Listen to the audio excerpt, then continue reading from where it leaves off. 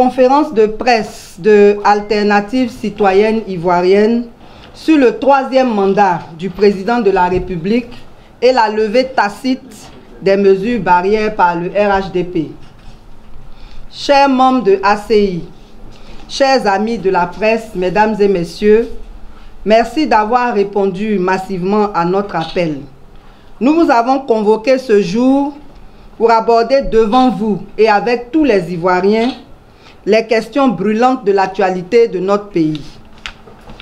D'abord, le vide constitutionnel à la tête de l'État. Ensuite, la gestion de la Covid, l'éventualité d'un 3e mandat du président de la République et enfin, notre position sur toutes ces questions d'actualité.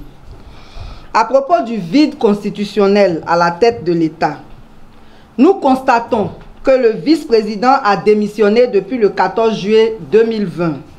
Le président de l'Assemblée nationale est absent officiellement en mission. Le président du Sénat est sorti du pays et c'est une semaine après que nous avons été informés qu'il serait atteint de la Covid. Ensuite, depuis le décès du président du Conseil économique, social et environnemental le 7 décembre 2019, il n'a pas encore été remplacé. Enfin, après le récent décès du Premier ministre le 8 juillet dernier, il n'a même pas d'intérimaire. Ce vide institutionnel nous inquiète. Aujourd'hui, le pouvoir exécutif se résume à la seule personne du président de la République parce que la Constitution a prévu tous ces postes pour leur complémentarité et pour qu'en cas de vacances ou de démission, le pays soit bien gouverné. Cette situation fragilise le pouvoir qui se résume à une seule personne. Nous appelons donc le président de la République à mettre rapidement fin à cette situation d'incertitude institutionnelle. La question du 3e mandat du président de la République. Les juristes et les constitutionnalistes, particulièrement tels que le professeur Martin Bléou, ont largement développé la question sous l'angle juridique et les conclusions sont claires et évidentes quant à la limitation des mandats à 2 mandats consécutifs. Nous, en tant que société civile, nous appréhendons cette question sous l'angle moral. Voyez-vous, depuis l'élaboration de la Constitution de 2016, les experts n'ont cessé de nous rassurer qu'il ne pourrait avoir un 3e mandat. Le président de la République lui-même, dans plusieurs de ses sorties, l'a affirmé. Même si celles-ci peuvent être considérées comme des sorties politiques, quand le 5 mars 2020, le président de la République convoque les 2 chambres parlementaires et annonce officiellement devant toute la communauté nationale et internationale qu'il ne va pas briguer un 3e mandat, c'est lourd de sens.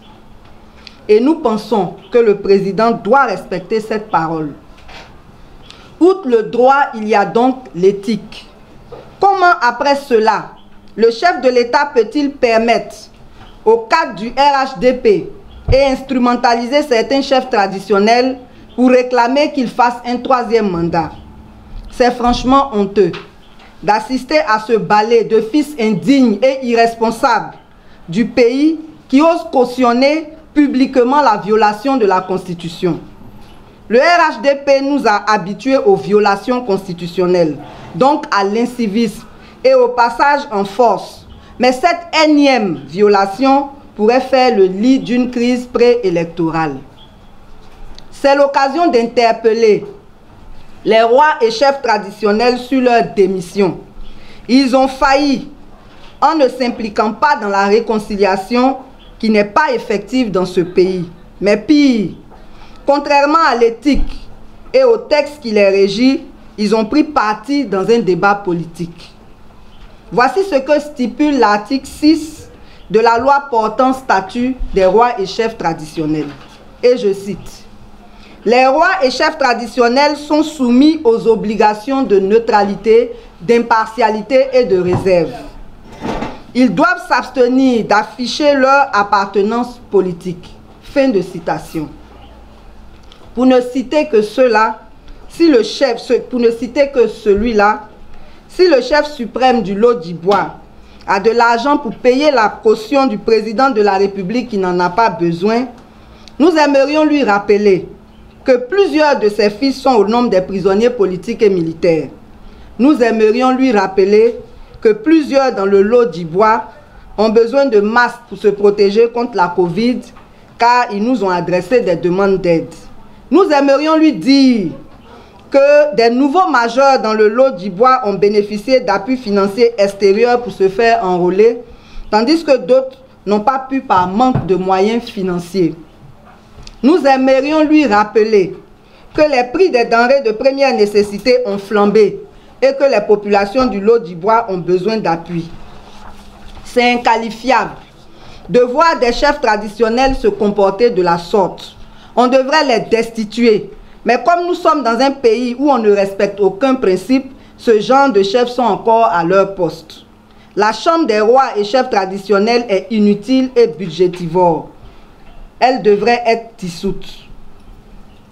Monsieur le Président de la République, mettez donc fin à ce folklore de très mauvais goût. Cela ne grandit pas la Côte d'Ivoire et cela ne grandit pas l'Afrique. Respectez, s'il vous plaît, votre parole de laisser la main à la jeune génération. Votre premier mandat a commencé dans la violence. Faites en sorte que ce dernier se termine dans la paix et la dignité. À propos de l'incivisme des militants du RHDP dans la gestion de la Covid.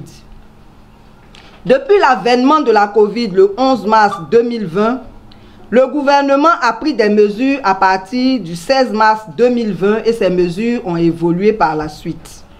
Ainsi, depuis le mois de mai 2020, le Conseil national de sécurité a limité les rassemblements à 50 personnes dans le Grand Abidjan et 200 personnes à l'intérieur du pays. Force est de constater que les militants du RHDP ne sont pas concernés par ces mesures, car tant dans la distribution des appuis liés à la Covid que dans les manifestations pour demander un troisième mandat, en passant par l'accueil à l'aéroport de feu Amadou Gon Coulibaly et l'organisation de ses obsèques, ces mesures ont été violées. De quel droit pensent-ils être au-dessus de la loi et des mesures qui s'imposent à tous? Comment peuvent-ils contribuer à propager la Covid avec la caution du gouvernement? Nous allons citer quelques exemples. L'accueil du Premier ministre, feu Amadou Gon Coulibaly, à l'aéroport le 2 juillet 2020. Environ 10 000 militants du RHDP ont rendu hommage au Premier ministre le 15 juillet 2020 au Palais des Sports. La marche du RHDP à Daloa le samedi 25 juillet pour réclamer le troisième mandat. Le dimanche 26 juillet au Palais de la Culture, une cérémonie d'hommage de plus de 1000 personnes en hommage à feu Gon Coulibaly.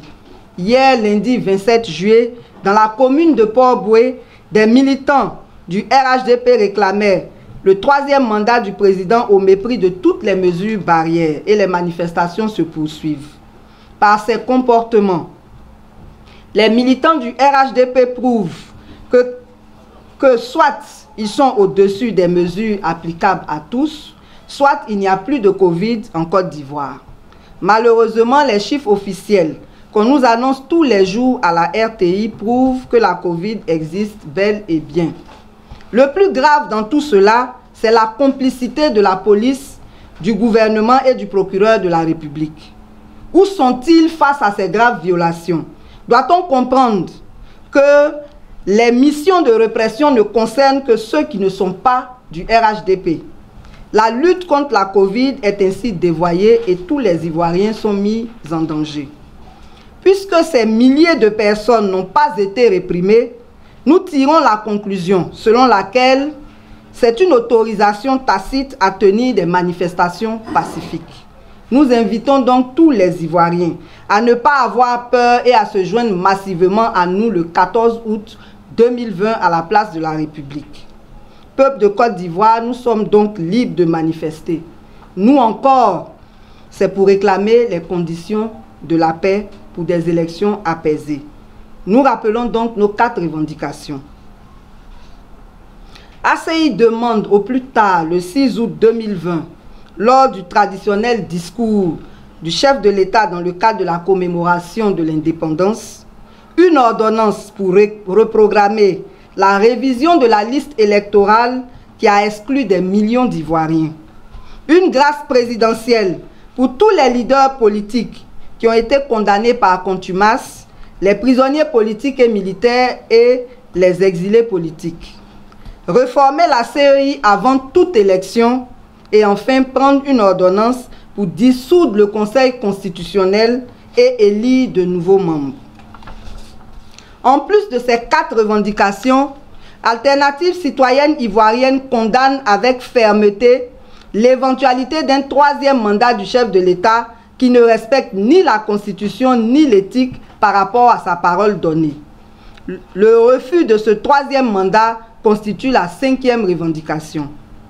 Notre position, eu égard à tout ce qui a été évoqué ci-dessus, Alternative citoyenne ivoirienne par cette déclaration demande au chef de l'État de se ressaisir et de ne pas se laisser entraîner dans cette énième erreur du RHDP en n'acceptant pas ce 3e mandat au nom de la paix. Au gouvernement de lever la mesure qui impose les rassemblements de 50 personnes maximum puisqu'elle n'est plus nécessaire afin de permettre aux promoteurs de spectacles, aux artistes, aux bars, boîtes de nuit, à tous les lieux culturels et cultuels d'ouvrir pour reprendre leurs activités car plusieurs milliers de familles vivent des revenus de ces activités. À la communauté internationale d'intervenir pendant qu'il est encore temps.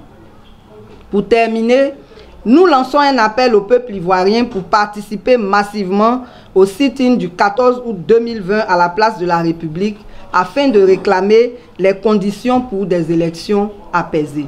Fiers Ivoiriens, le pays nous appelle. Je vous remercie.